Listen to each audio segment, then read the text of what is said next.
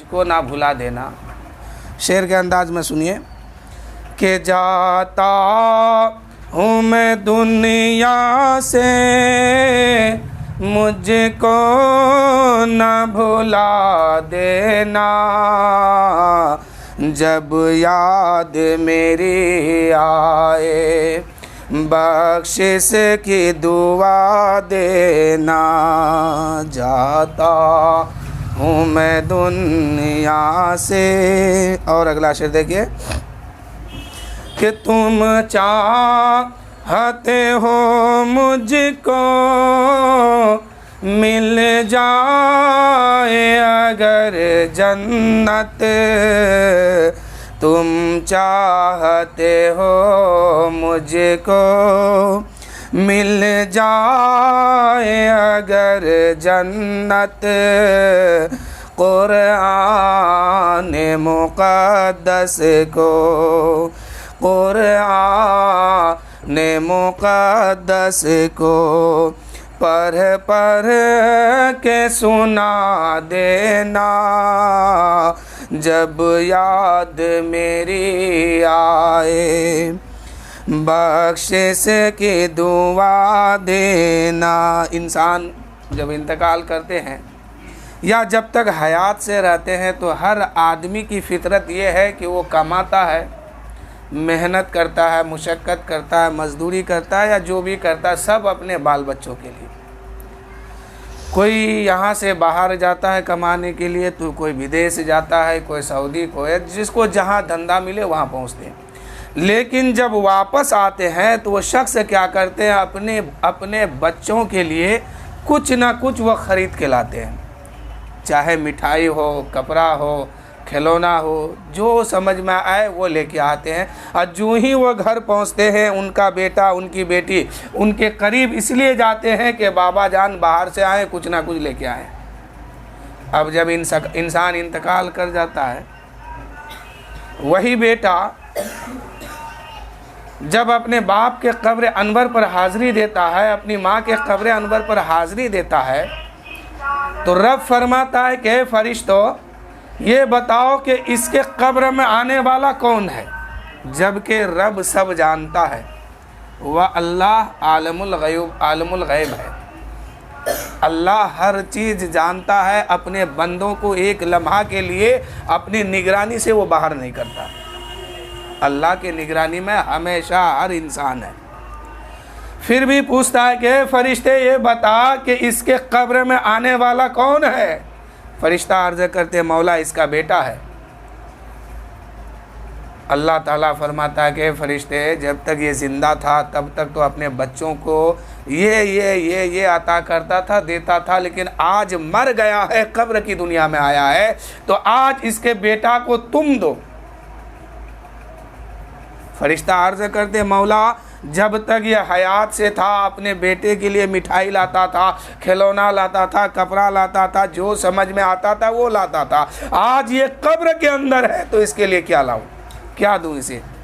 तो अल्लाह फरमाता है कि फरिश्ते जब तक ये ज़िंदा था तब तक अपने बच्चों को दिया करता था, आज ये मर के कब्र में आया है तो आज इसका बेटा फिर इसके पास आया है। जब तक ये हयात से था ये देता था, अब ये हयात से नहीं है, कब्र की दुनिया में आ गया है, लेकिन बेटा तो वही है, बाप भी वही है, आने वाला बेटा साहिल बन के आया है, तो इसके बेटे को नेकी अता कर दो, इसके बेटे को नेकी दो, सवाब दो।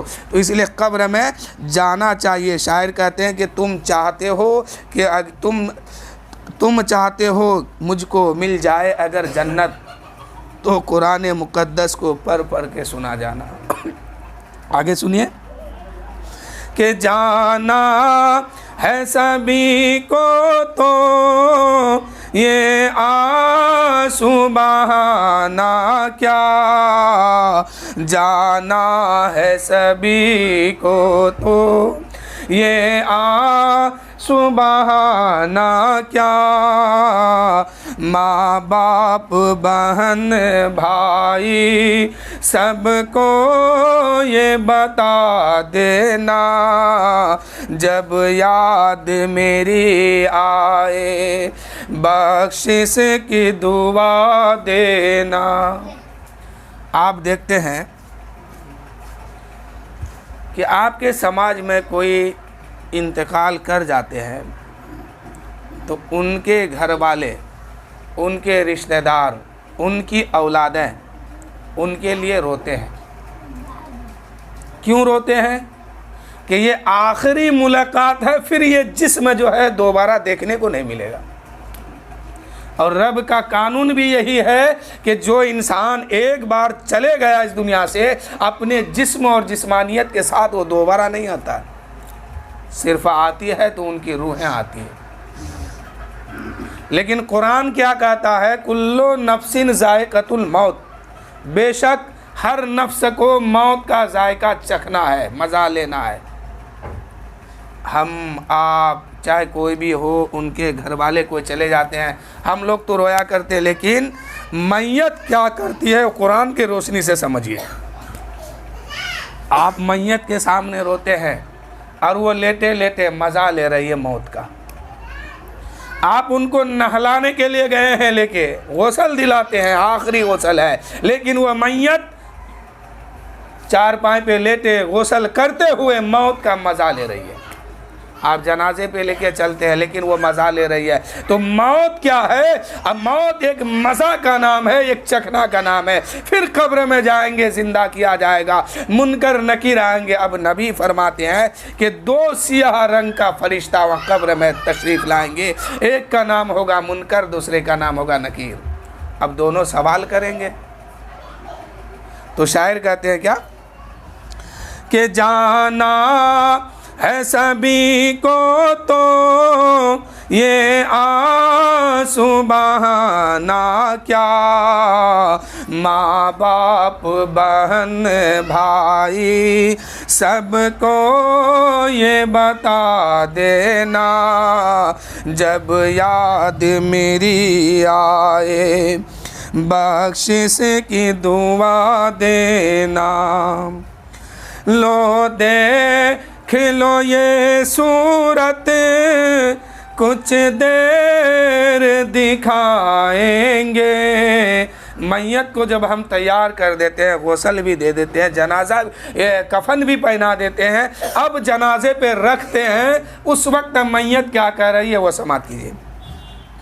लो देख लो ये सूरत कुछ देर दिखाएंगे, आएंगे ना हम वापस, हमको न सदा देना, आएंगे ना हम वापस, हमको न सदा देना, जब याद मेरी आए बख्शिश की दुआ देना। और जब मैयत को हम कब्रिस्तान लेके जाते हैं तो उस वक्त मैयत क्या कर रही है वो समाप्त कीजिए।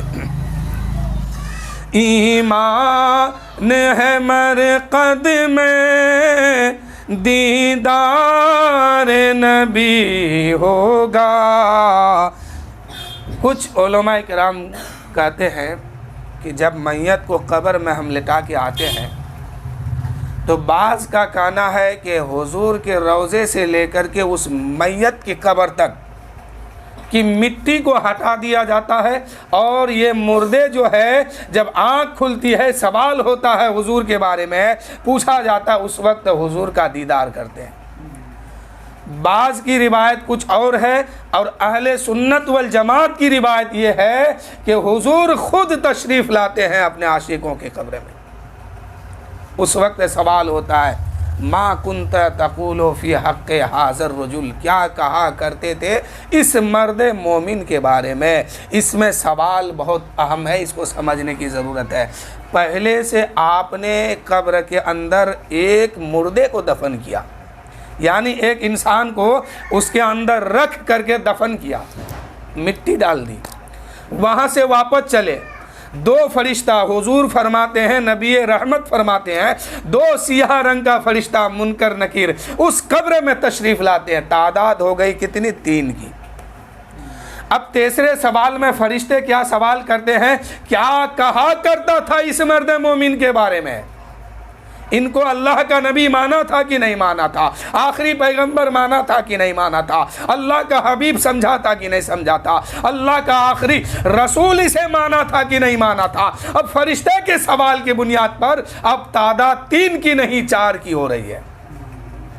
एक मैयत है, 2 फरिश्ते हैं, 3 हो गए।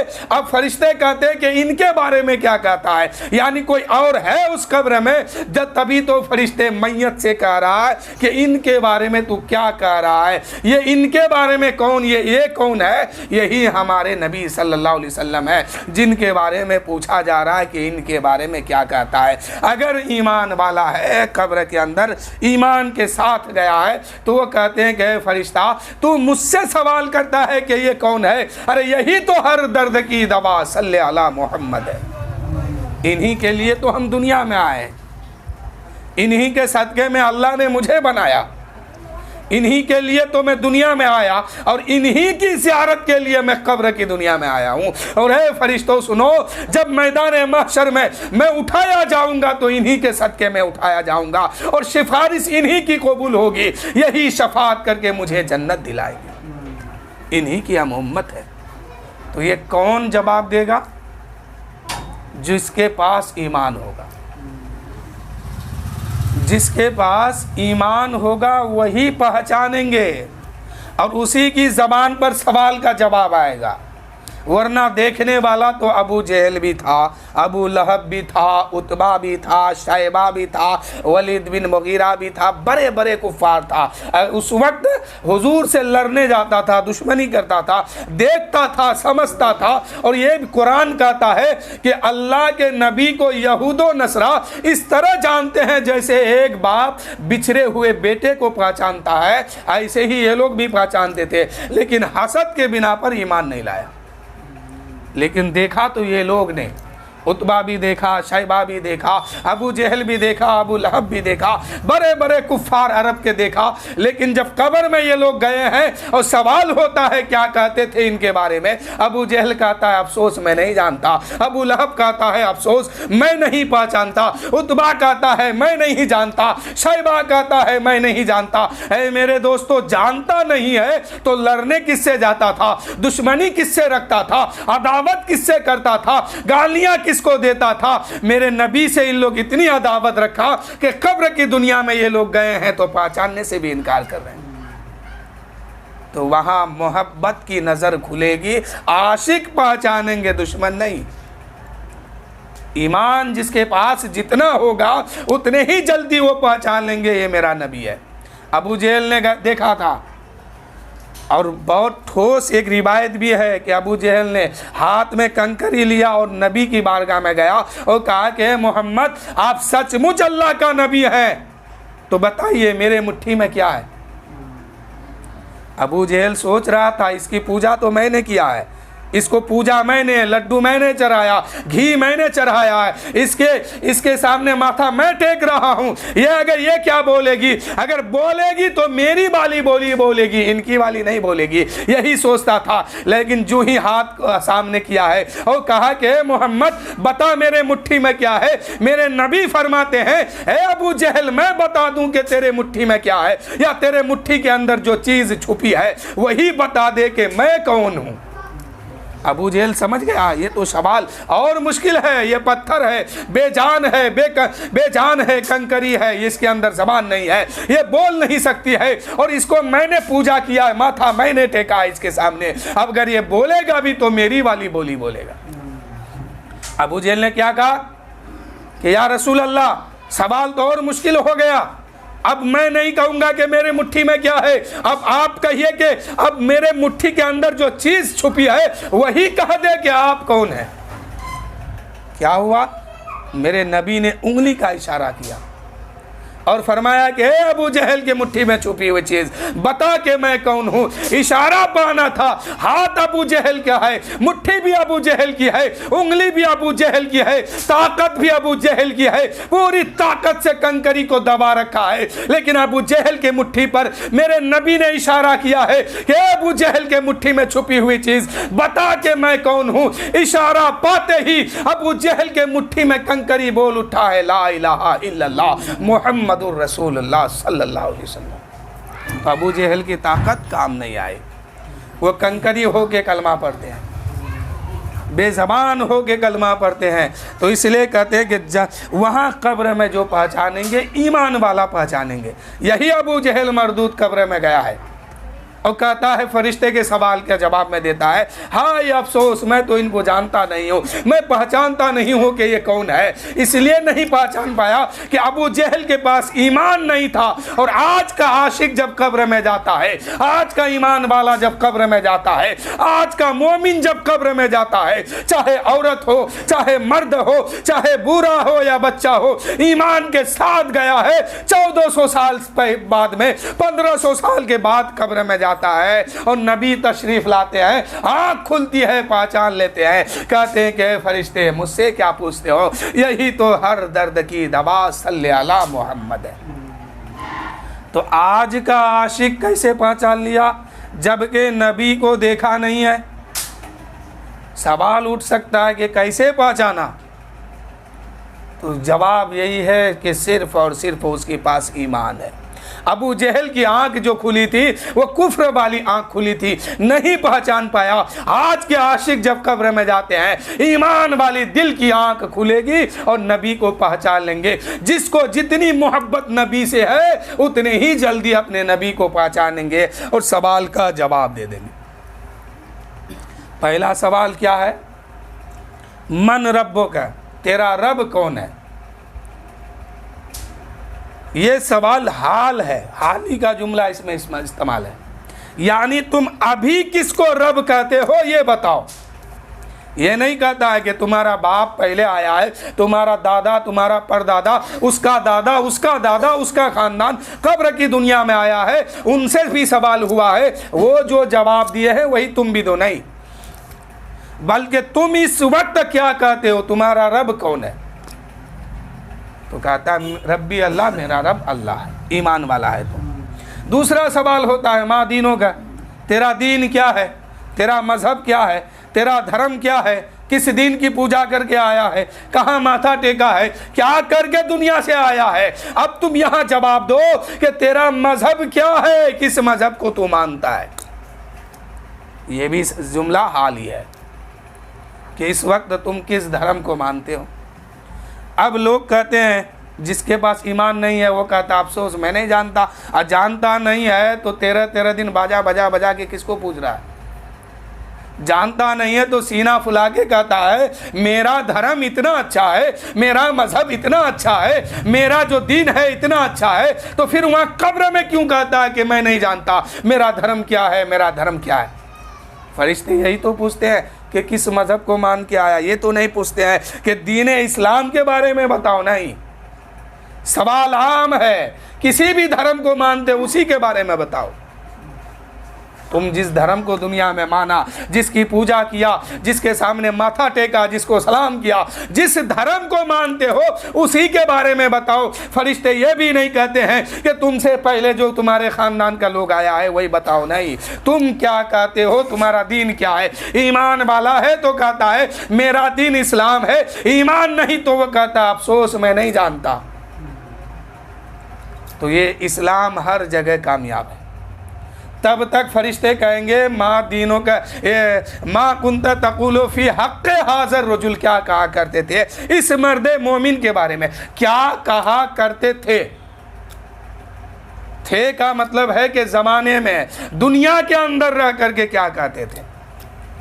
क्या नबी वाकई ही माना था, इनको रसूल माना था, इनकी नबूवत को तस्लीम किया था, इनके दीन को माना था, इनका कलमा पढ़ा था, इनकी शरीयत को माना था, इनका कानून माना था, इनका दस्तूर माना था, इनके चलने को माना था, इनके दीन को माना था, इनके कौल फेल सबको माना था कि नहीं माना था? तो कहाँ माना था? अब तो वहाँ कुछ करने का मौका नहीं है। सवाल का जवाब दो, ठिकाना देखो। अगर जवाब सही सही दे दिए तो रब की तरफ से आवाज आती है कि फरिश्ते, ये बंदा मेरा सच्चा है, इसके लिए जन्नत की खिड़की खोलो और जन्नत की ठंडी हवा इसके कब्र में आने दो। और अगर जवाब गलत है तो फिर अल्लाह फरमाता है, अल्लाह की बारगाह से आवाज़ आएगी, है फरिश्ते, ये बंदा मेरा दिया हुआ खाया, मेरी बनाई हुई ज़मीन पे चला, सांस ली, सब कुछ किया, लेकिन ये नाफरमान है, गद्दार है, इसके लिए अब कुछ मत कहो, जहन्नम की खिड़की खोलो इसके लिए और इसके कब्र में जहन्नम की आग को आने दो और बिछौना भी जहन्नम से लाके बिछाओ, क्योंकि वहाँ अब कुछ करना नहीं है। जितना जो करना है जब तक ये सांस की डोरी चल रही है तब तक करना है, इसके बाद कुछ नहीं करना है। सवाल का जवाब दो, ठिकाना देखो। तो पहला सवाल है माँ दीनों का, क्या तुम्हारा दीन क्या है? मन रब्बों का, तेरा रब कौन है? लेकिन तीसरा सवाल में है कि क्या कहा करते थे? इनको दुनिया में जीते जी तुम क्या मानता था? इनकी शरीयत को माना था कि नहीं? खाली मुसलमान बना था? यही नबी है जो फरमाते हैं कि नमाज मेरी आँख की ठंडक है, पढ़ा था कि नहीं पढ़ा था? नबी की शरीयत को माना था कि नहीं माना था? सिर्फ मुसलमान बना था या इनके कौल को भी माना था, इनके फेल को भी माना था, इनके चलना को भी माना था, इनकी हर बात को तस्लीम किया था कि नहीं किया था? आज बहुत लोग मुसलमान हैं ना दुनिया में, गिनती नहीं है, करोड़ों से अरबों खरबों मुसलमान हैं, लेकिन कितने लोग कानून को मानते हैं वो आप खुद देखते हैं। नमाज भी पढ़ते हैं, रोज़ा भी रखते हैं, रमज़ान का सदका फितरा भी देते हैं, बेटा की शादी में नचनिया भी बुलाते हैं। ये कौल मानना नहीं हुआ। भाई की शादी में दहेज में मांग लिया, ये कौल मानना नहीं ना हुआ। हर बात को तस्लीम करना है अगर मुसलमान बने हैं, और ना तस्लीम करेंगे तो किसी का कुछ बिगड़ेगा नहीं। फिर कब्र में तीसरा सवाल होगा, ज़बान रुक जाएगी, तब तक जहन्नम की खिड़की खुलेगी, वहीं से अजाब शुरू हो जाएगा। बिगड़ेगा किसी का कुछ नहीं। मिसाल के तौर पर आपके बेटे का अगर शादी हो, मैं कहूँ कि बाजा इस तरह का बजाना हराम है, नचनिया लाना हराम है, लड़कियों को नचाना हराम है, आप कहेंगे नहीं मानेंगे, तो मेरा क्या बिगड़ेगा? मेरा काम था, कह दिया। मेरा कुछ नहीं बिगड़ेगा। जब मरोगे आंख बंद होगी, अब कुछ करना नहीं है, हाथ भी है पैर भी है, उस वक्त अगर एक बिच्छू आके डंग मारेगा, ये हाथ कोई काम नहीं करेगा कि उसको हटा दे, नहीं, हाथ बांधा जाएगा, पैर भी बांधा जाएगा, ज़बान पर पट्टी लगेगी, कुछ नहीं कर सकते हैं। उस वक्त यही सवाल होगा कि बेटे के शादी में इतनी बुराई क्यों किया था, उसका हिसाब दो। तो वही तो सवाल करते हैं कि क्या कहा करते थे दुनिया में? ईमान वाला है तो कहते हैं, ए फरिश्तों मुझसे पूछते हो क्या कहा करते थे? इनके दीन को मैं मान के आया हूँ, यही तो अल्लाह का आखिरी नबी है, इनकी शरीयत को फॉलो करके आया हूँ, और यही तो हर दर्द की दवा सल्ले अला मोहम्मद है। वही इंसान पास होगा जो सवाल का जवाब दे देगा। 3 सवाल हो गया कब्र में। बहरहाल वक्त, बस शेर सुनिए।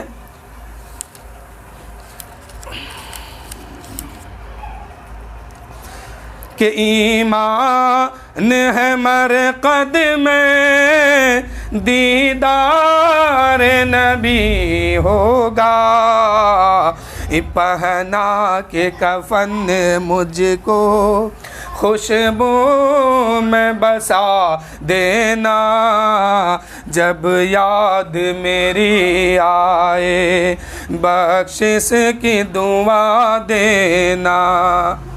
और जब हम लोग कब्रिस्तान मैयत को लेके जा रहे हैं तो उस वक्त मैयत क्या कह रही हो जानते हैं? और मेरे नबी का फरमान पहले सुन लीजिए, तब बात समझ में आएगी। हम कब्रिस्तान लेके मैयत को घर से लेके निकले, कब्रिस्तान पहुँचे, मैयत जनाजे पे लेते हुए बार बार कह रही है कि हे लोगों, ये दुनिया धोखा है, देखो घर को मैंने बनाया, बाल बच्चा को मैंने संवारा, सब कुछ किया, आज सब कुछ छूट गया मेरा, हम अकेले तन्हा जा रहे हैं, इसलिए तुम भी सबक हासिल करो, तुमको भी इसी दलींचा पे सो के आना पड़ेगा। मैयत बार बार ये तलकीन करती है। उसके बाद जब मैयत को हम कब्र में उतार देते हैं, बात बहुत लंबी है, बस एक जुमला समाप्त कीजिए ताकि ये शेर आपको समझ में आए। मेरे नबी फरमाते हैं कि मैयत को तुम कब्र में रख के चलते हो, और जब तुम वहाँ से चलते हो तो मैयत अपने शऊर के साथ यानी होशो हवास के साथ तुम्हारे चलने की आवाज़ को वो सुनते हैं। तुम्हारे चलने की आवाज़ आहट को वो सुन लेती है। और जब कोई इंसान कब्र के अंदर कोई दफन किया जाता है मैयत को, और कोई इंसान उसके कब्र में जाता है, मेरे नबी फरमाते हैं अपने अकल और शऊर के साथ वो मुर्दा आने वाले लोगों को पहचानती है। वो मरा ख़त्म नहीं हुआ है, खाली मज़ा चखा है।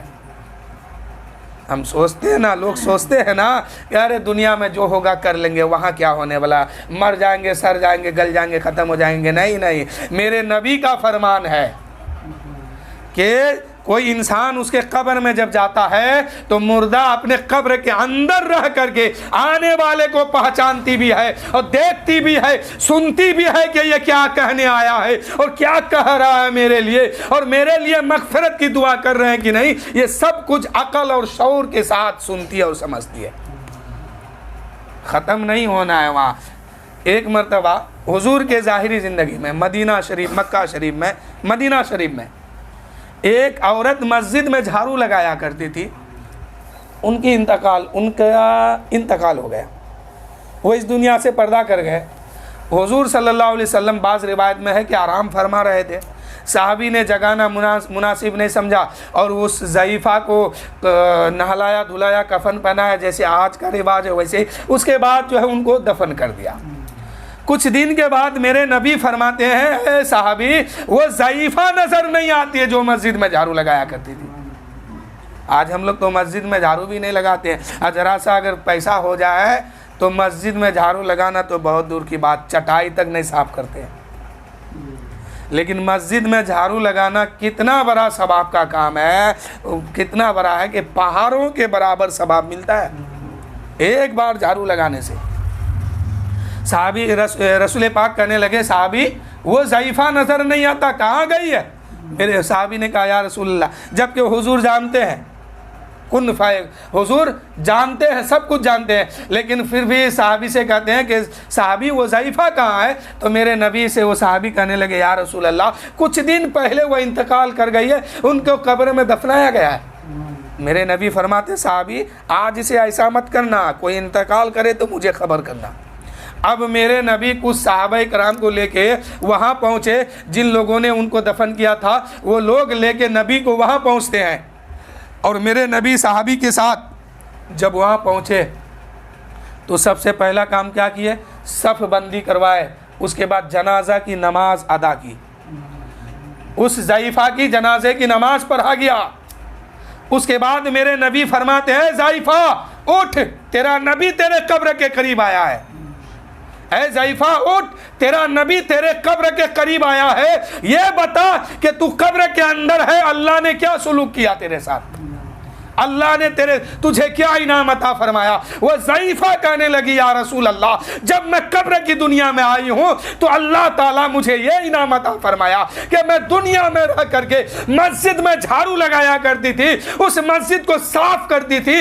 या रसूल अल्लाह, अल्लाह ताला ने मुझे ये इनाम दिया कि उस मस्जिद को सफाई करने की बदौलत मुझे बख्श दिया, उस मस्जिद में झाड़ू लगाने की बदौलत मुझे बख्श दिया। मैं मस्जिद में झाड़ू लगाया करती थी। अल्लाह को ये अदा इतना पसंद आया, इतना पसंद आया कि उस झाड़ू लगाने के सदके में मेरी मगफिरत हो गई।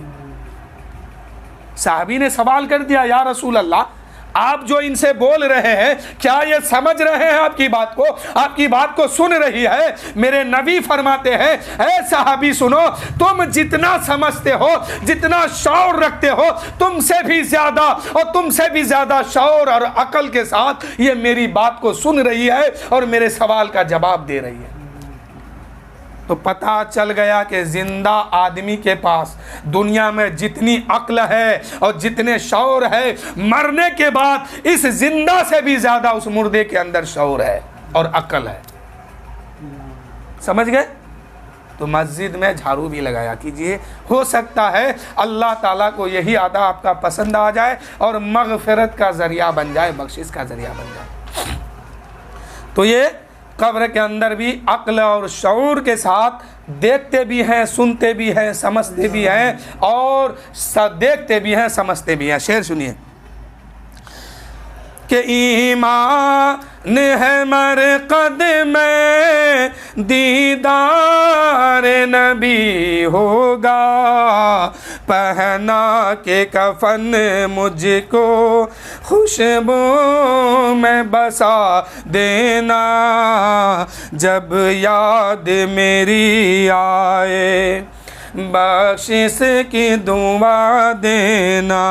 अब जब कब्र की दुनिया में मैयत जा रही है, क्या कहते हैं जिंदों से कि समात कीजिए, ये काम भी कर लेना मैयत में जो आए हो, ये काम भी कर लेना मैयत में जो आए हो, मिलजुल के अजीज़ों सब कांधा भी लगा देना, मिलजुल के अजीज़ों सब कांधा भी लगा देना। एक बार दुरूद शरीफ पढ़िए, फिर मैं बात आगे बढ़ा रहा हूँ। अल्लाहुम्मा सल्ली अला सय्यिदना शफीअना हबीबना मौलाना मुहम्मद मादिनिल जुद वल करम बारिक वसल्लम सल्लु अलैहि सलातो व सलामन अलैका या रसूल अल्लाह सल्लल्लाहु तआला अलैहि वसल्लम। ये तो मैयत कर रही कि कांधा भी लगा देना तुम लोग अगर मेरे जनाजे को देखने आए हो तो।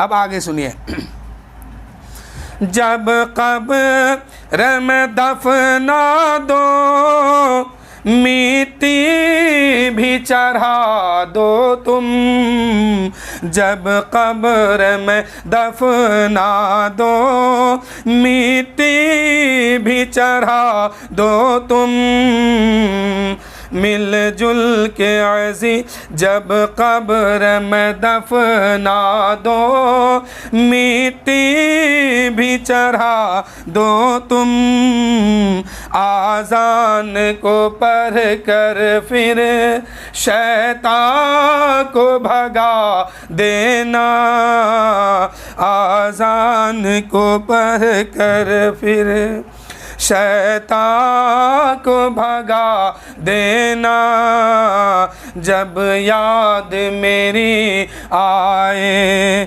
बख्शिश की दुआ देना। और जब हम लोग कब्र में मिट्टी डाल देते हैं तो अक्सर जगह क्या देखा गया कि लोग जल्दी से मिट्टी डालते हैं, 3 मुट्ठी मिट्टी, क्या पढ़ते हैं, मिन्हा खलकनाकुम व फिहा नुईदुकुम व मिन्हा नुखरिजुकुम तारतन उखरा। और बहुत सारे लोग पढ़ते भी नहीं है क्योंकि याद किए नहीं, ध्यान दिए नहीं है कि हमारा दीन क्या है, समझा ही नहीं। आज का मुसलमान दीन क्या समझा है वो समझिए। आज के लोग सिर्फ इतना ही दीन समझा है कि हफ्ते में एक दिन जुमा का दिन आता है, चलो मस्जिद 2 रकात नमाज जुमा पढ़ना है, फिर घर आना है, फिर हफ्ता दिन गायब रहना है, इसी को दीन समझ लिया है। इसका नाम दीन नहीं है। या रमज़ान का महीना आता है, हर आदमी मस्जिद में जाता है, नमाज पढ़ता है, रोज़ा रखता है, यही करता है, बस इतने को दीन समझा। नहीं, इतना ही दीन नहीं है हमारा। पैदाइश से लेकर के मौत की शाम तक हर कदम पे दीन पे चलना हमारा दीन है। पत्थर से, रास्ते से पत्थर हटा देना, कांटा हटा देना, जानवर के लिए दाना रख देना, चिड़िया के लिए छत पे पानी रख देना, कुत्ते के लिए गली पे रोटी रख देना, जानवर के लिए चारा रख देना, ये भी दीन में शुमार है। ये सब भी इबादत में शुमार है। ये करेंगे तो सवाब मिलेगा। तो दीन हर जगह है और सबको मानने को मुसलमान कहते हैं। तो मैयत क्या कर रही है, हम लोग क्या करते हैं कि जल्दी से मिट्टी डालते हैं, वापस जल्दी भाग जाते हैं। लेकिन नहीं, उस वक्त क्या करना चाहिए कि उनको मिट्टी डालने के बाद कुछ कुरान पाक की आयत की तिलावत करने के बाद मगफिरत के लिए उसके लिए दुआ कीजिए, तब वापस होइए। मैयत कर रही है वो सुनिए, जब कब्र मुकम्मल हो कुछ देर वहाँ रुक कर जब कब्र मुकम्मल हो कुछ देर वहाँ रुक कर बख्शिश के लिए अपने हाथों को उठा देना, बख्शिश के लिए अपने हाथों को उठा देना।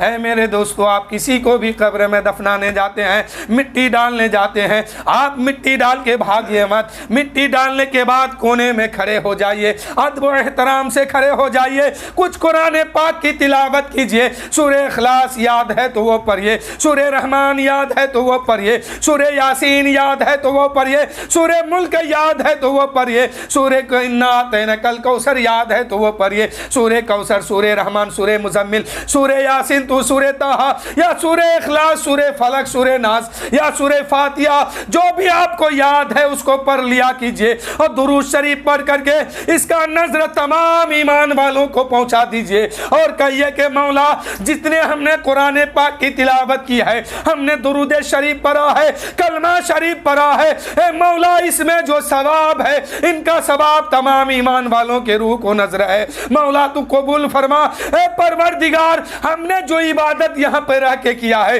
कुरान पाक की तिलावत किया है, कलमा शरीफ पढ़ा है, दुरूद शरीफ पढ़ा है, मौला इन तिलावतों के सदके में, इन कुरान पाक की आयतों के सदके में मौला हम जिसको आज कब्र में दफन करने आए हैं मौला इसकी तू मगफिरत अता फरमा और मौला इस कुरान पाक के सदके में इसके कब्र में जो सवाल होने वाला है इसको तू आसानी अता फरमा, इसके जबान पर वो सवाल का जवाब अता फरमा।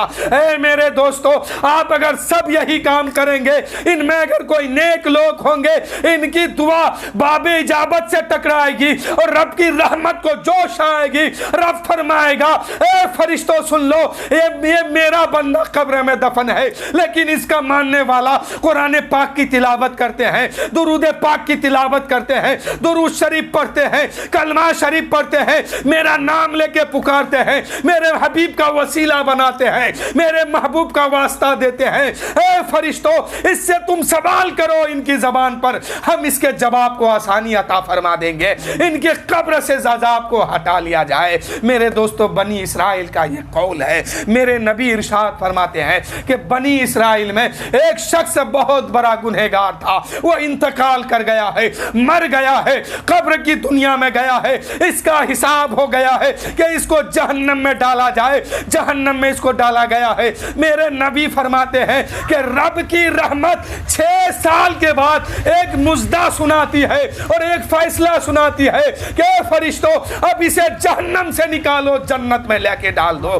फरिश्तों ने सवाल किया, मौला ये दुनिया में रह करके कोई नेक काम तो नहीं किया है, दुनिया में रह करके ये गुनाह का काम किया है मौला, इसका तो फैसला ये था कि इसे जहन्नम में डाला गया है, लेकिन मौला ये कब्र के अंदर आने के बाद कौन सी नेकी किया है, कौन सा नेक काम किया है, कौन सा सवाब का काम किया है। रब फरमाता है, ए फरिश्ते सुनो, ये दुनिया में रह के गुनहगार था, खाकी था, पापी था, बड़ा गुनहगार आदमी था, कब्र की दुनिया में आया है, कोई नेक काम नहीं किया है, कोई अच्छा काम नहीं किया है, कोई सवाब का काम नहीं किया है, लेकिन ए फरिश्ते सुनो सुनो, ए फरिश्तों सुनो, जब ये इंसान मरा था, इंतकाल किया था, इसने अपने बीबी के गोद में एक छोटा सा बच्चा छोड़ के मरा था। उस बच्चे की उम्र आज 6 साल की है और वो बच्चा उसकी मां लेकर के मदरसे में पहुंच गई है और वो बच्चा एक मौलवी के सामने बैठ करके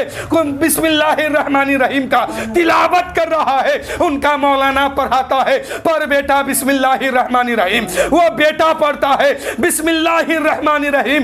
ए फरिश्तों, अब मेरी रहमत को ये गवारा नहीं है कि जिसका बेटा दुनिया में रह करके, जमीन के ऊपर रह करके मुझे रहमान भी कहे, मुझे रहीम भी कहे, मुझे अपना मालिक भी समझे, उसके बाप को हम जमीन के नीचे अजाब दें। इसलिए फरिश्तों, उसको जहन्नम से निकालो, अजाब को हटाओ और उसको जन्नत में लेके डाल दो। इसलिए आप अपने माँ बाप जो भी है, भाई बहन, खानदान में जो लोग चले गए हैं, कुछ ना हो सके चंद आयते करीमा पढ़िए या कोई छोटा सा सूरा ही पढ़िए, उसको पढ़ के रोजाना अपने माँ बाप, अपने खानदान, अपने रिश्तेदार, अपने दादा दादी, नाना नानी, खाला फूफू जो भी इस दुनिया से गए हैं उनके लिए हाथ उठाइए और कहिए मौला हमने जो पढ़ा है ये तो कलाम तेरा है मौला, हमने उसकी तिलावत की है मौला, इस तिलावत के सदके, अपने कलाम पाक के सदके, अपने महबूब के सदके मौला मेरे फला की मगफिरत फरमा दे, मेरे बाप की मगफिरत फरमा दे, मेरे दादा की मगफिरत फरमा दे, मेरी खाला की मगफिरत फरमा दे, मेरा दादा दादी, नाना नानी, जो भी जिसके लिए आप दुआ करते कहिए कि मौला मगफिरत फरमा दे। एक ना एक दिन वो दुआ बाबी इजाबत से जाके टकराएगी और रब की रहमत को अगर जोश आ गई तो उसी दिन आपके खानदान की मगफिरत हो जाएगी। आप रोज इस काम को किया कीजिए। ये नहीं कि 40 दिन हमारे खानदान में कोई चले गए, हम 40 दिन खूब तिलावत कर लें, 40वां जब पूरा हो जाए खाना भी खिलाएं, मिलाद भी करें, फातिहा भी करें, उसके बाद भूल जाए। नहीं नहीं, आप पर उसका हक ये है कि रोजाना उसके लिए दुआ कीजिए। जैसे जिंदा आदमी को खाने की ज़रूरत है, ऐसे मुर्दे को भी ज़रूरत है। जिंदा आदमी जब तक दुनिया में है उसको खाना भी चाहिए, पानी भी चाहिए, अगर ना मिले तो वह मर जाएगा, दम दे देगा, दम तोड़ देगा। ऐसे ही मरने वाले को भी चाहिए, कब्र के अंदर उसको भी चाहिए, लेकिन अब उसको ना खाना चाहिए ना पानी चाहिए। आपके खाने की उसको कोई ज़रूरत नहीं है, पीने की कोई हाजत नहीं है। जैसे जीते जी दुनिया में खाना ज़रूरी था, ऐसे ही मरने के बाद कब्र के अंदर सवाब ज़रूरी है, नेकी ज़रूरी है, सवाब का काम ज़रूरी है। आप तिलावत कीजिए, सवाब का काम कीजिए और अपने ख़ानदान के लिए मग़फ़िरत की दुआ कीजिए और इस सवाब को पहुंचाइए। जैसे जिंदा आदमी को खाना पानी जरूरी है, ऐसे मरने वाले को कब्र के अंदर सवाब की जरूरत है, नेकी की जरूरत है। जैसे जिंदा आदमी सुकून के साथ भूखे दुनिया में नहीं रह सकता, बगैर खाए पिए वो सुकून के साथ दुनिया में नहीं रह सकता, ऐसे ही मरने वाला कब्र के अंदर सवाब के बगैर सुकून से नहीं रह सकता, नेकी के बगैर सुकून से नहीं रह सकता। इसलिए बाप अगर आपका मरा है, उसकी प्रॉपर्टी लाखों की आपने हड़पा है, लाखों की प्रॉपर्टी को आपने कब्जा में लिया है, आपका बाप आपको इतना दे के गया है, तो कम से कम आप इतना कीजिए रोज कि उसके नामे अमाल में सवाब पहुंचाइए। बस एक जुमला सुन लीजिए।